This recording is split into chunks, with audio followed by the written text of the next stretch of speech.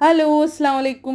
അപ്പോൾ ഇന്ന് ഞാൻ വന്നിട്ടുള്ളത് നല്ലൊരു മാങ്ങാക്കറി ആയിട്ടാണ് കേട്ടോ. അപ്പോൾ മാങ്ങാക്കറി ഉണ്ടാക്കാൻ വേണ്ടിയിട്ട് മാങ്ങ, വേപ്പില, പച്ചമുളക്, ഇഞ്ചി, തേങ്ങ, സവാള ഇത്രയും സാധനമാട്ടോ ഞാൻ എടുത്തിട്ടുള്ളത്.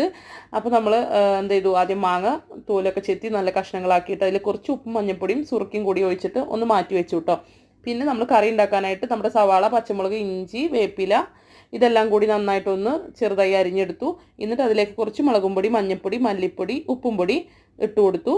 എന്നിട്ട് പിന്നെ കുറച്ച് വെളിച്ചെണ്ണ ഒഴിച്ചു കൊടുത്തിട്ട് ഒരു ടേബിൾ സ്പൂൺ വെളിച്ചെണ്ണ ഒഴിച്ചിട്ടുണ്ടാവും. അത് നന്നായി മിക്സ് ചെയ്തതിൻ്റെ ശേഷം നമ്മൾ തേങ്ങയുടെ രണ്ടാം പാൽ എടുത്തിട്ട് ഇതിലേക്ക് ഒഴിക്കുക. എന്നിട്ട് രണ്ടാം പാൽ നന്നായി തിളച്ചു എന്ന് കാണുമ്പോൾ നമ്മൾ എടുത്തു വെച്ച മാങ്ങ ഒന്നിച്ച് ഒഴിച്ചു കൊടുക്കുക കേട്ടോ. സുറുക്കി എല്ലാം കൂടി ഒരുമിച്ച് കറിയിലേക്ക് ഒഴിച്ചു കൊടുക്കുക കേട്ടോ.